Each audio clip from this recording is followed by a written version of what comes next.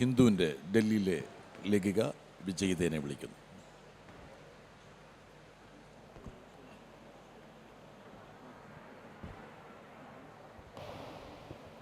Hello everyone, thanks for inviting me to speak here.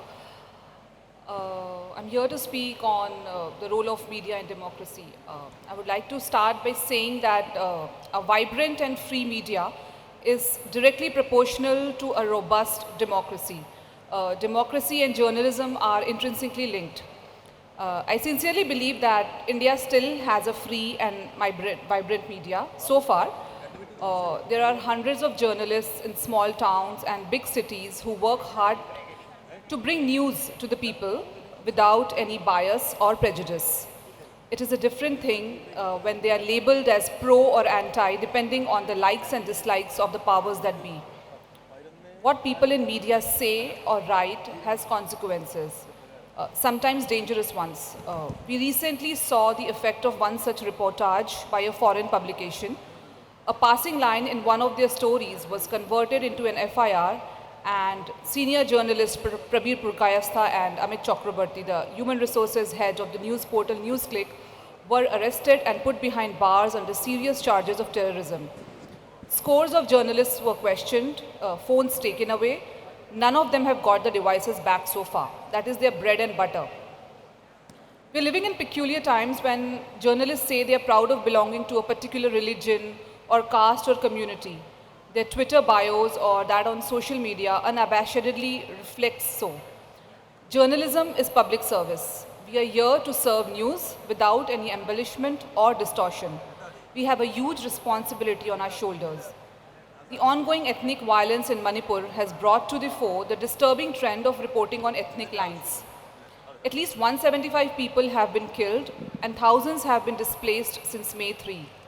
An officer told me a few days ago that even two reporters working for the same organization could have different versions of the same incident depending on their ethnicity. During a conflict, it often suits the government to suppress and censor news. This is where journalists can play a key role by holding the government accountable. But this is not what is happening in Manipur. If you pick up a newspaper published from Imphal and another newspaper published from a hill district, you will find that the news is often along community lines. There are exaggerated claims by both sides. Having said that, it is too simplistic to blame journalists without factoring in the dangers faced by them. A crowd gathered outside the residence of the Hindu correspondent in Imphal after a news report about the killing of 9 people in Imphal East was published on the front page of the newspaper on June 15th. The locals were angry as they did not agree with the facts presented in the report. The said reporter had not provided inputs surrounding the killings, but he had provided additional details on curfew timings and protests, which is why the report carried his byline.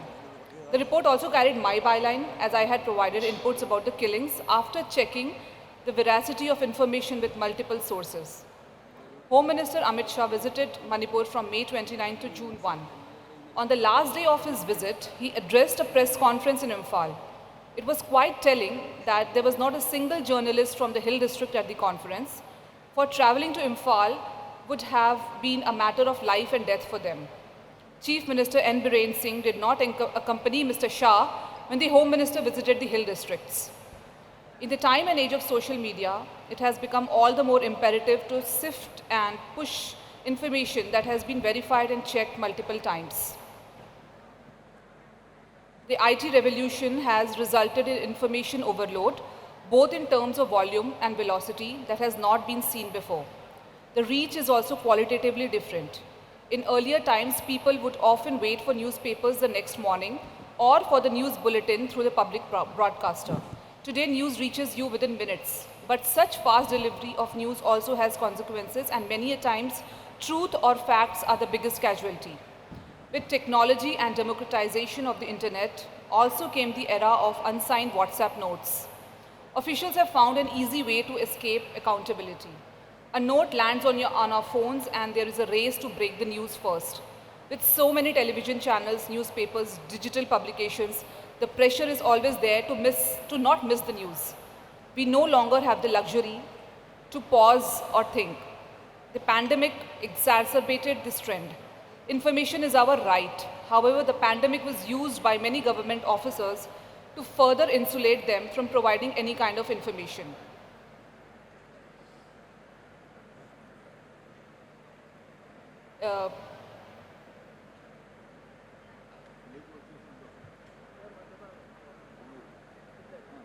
As it is, government officials are not comfortable speaking to the press on phone. The lockdown further made it difficult for journalists to access information, especially those who cover union ministries. There is no shortcut for hard work. I'm not saying that we should get everything on a platter.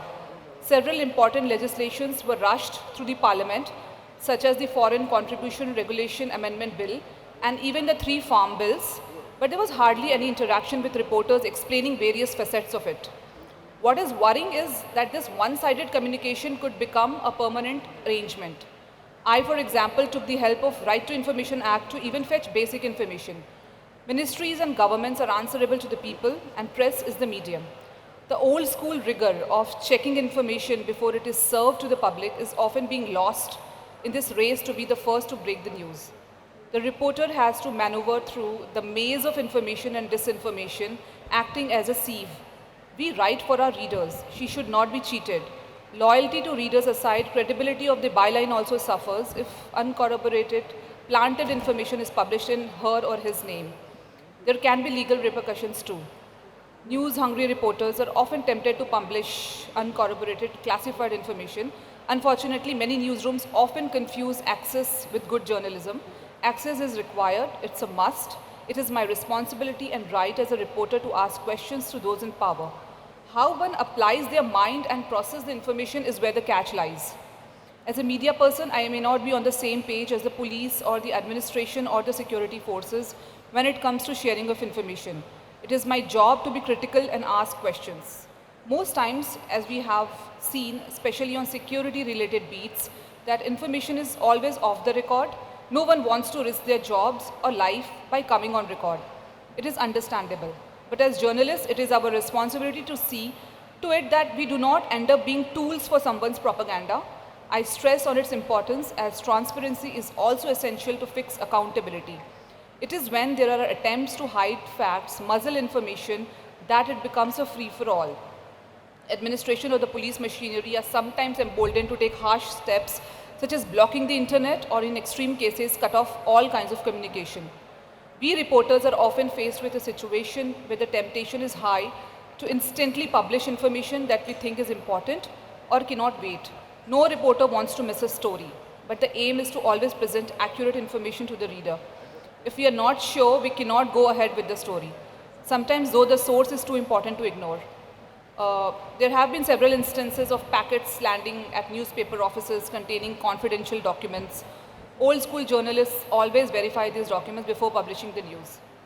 For instance, soon after the June 15, 2020 incident in Ladakh's Galwan Valley, where 20 Indian soldiers were killed in clashes with China's People's Liberation Army, editors on a television channel read out the names of Chinese soldiers who were allegedly killed in the clashes. To date, there is no confirmation about these names. Fact-checking websites such as Alt News debunked the claims then. The names aired by the channel were floating around on WhatsApp and had been seen by many others. Yet the channel decided to run the story. While Indian authorities have unofficially claimed that scores of Chinese soldiers were killed in the Galwan incident, China has so far acknowledged the death of only 4 personnel. The Tamil Nadu government recently issued orders to form a fact-check unit with 80 staff members to deal with misinformation and disinformation pertaining to the state government emanating from all media platforms. The Karnataka government also planned something similar. The IT rules notified earlier this year allowed the Ministry of Electronics and IT to appoint a similar fact-checking unit. Here is where the problem lies. The governments cannot deem themselves or units constituted by them as the adjudicator of what is false or retrograde. It will curb free speech and will be misused by government agencies to target journalists and media houses who do not toe the government line. States have their information and publicity departments that can clarify on news related to them. States cannot assume the role of a news ombudsman. Here I would like to stress on need for an institutional mechanism independent of government interference, to shield the press. For the police and security agencies to act as an extension of the political dispensation is not new. Foisting cases and arresting individuals who are inconvenient to the establishment is also not rare. The system provides impunity to such officials. But what is new is the acceptance of such conduct by the media and the public at large. Thank you so much. Thank you Vijaydas Singh. വളരെ സൂക്ഷിച്ചാണ് വിജയ്ദാസ് സംസാരിച്ചെങ്കിൽ പോലും ഒരു മാധ്യമപ്രവർത്തക എന്ന നിലയിൽ ഡൽഹിയിൽ വന്ന മാറ്റങ്ങളെക്കുറിച്ച്, എങ്ങനെയാണ് sources അവരിൽ പത്രപ്രവർത്തകരിൽ നിന്ന് അകലുന്നത്, അതിൻ്റെ റിസ്ക് തുടങ്ങിയ എല്ലാ കാര്യങ്ങളും അവർ സംസാരിച്ചിട്ടുണ്ട്. ഞാൻ നേരത്തെ സൂചിപ്പിച്ചതുപോലെ കേന്ദ്ര ആഭ്യന്തര മന്ത്രാലയം റിപ്പോർട്ട് ചെയ്യുന്ന ഹിന്ദുവിൻ്റെ ഡെപ്യൂട്ടി എഡിറ്ററാണ്.